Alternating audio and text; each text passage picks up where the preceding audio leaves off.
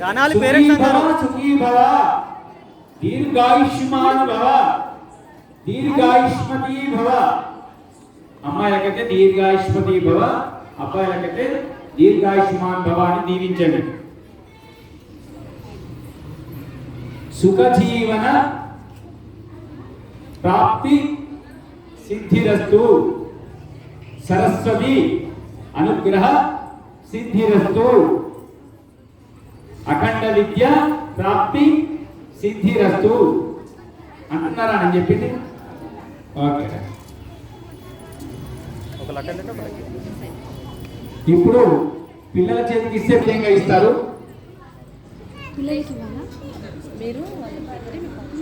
వాళ్ళు పిల్లలతో ఇప్పియాలి, పిల్లలతో తల్లిదండ్రులకు ఇప్పియాలి. అది మీ అమ్మ నాన్నకి ఇవ్వండి,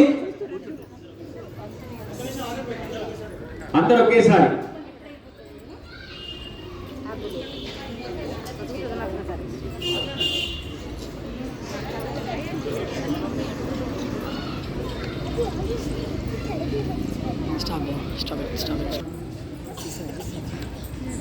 ఇప్పుడు మీ తల్లిదండ్రులకు మీరు ఆ అరటిపండు ఇవ్వండి.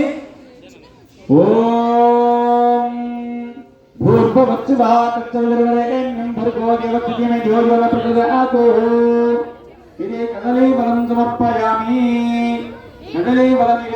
సమర్పయామి.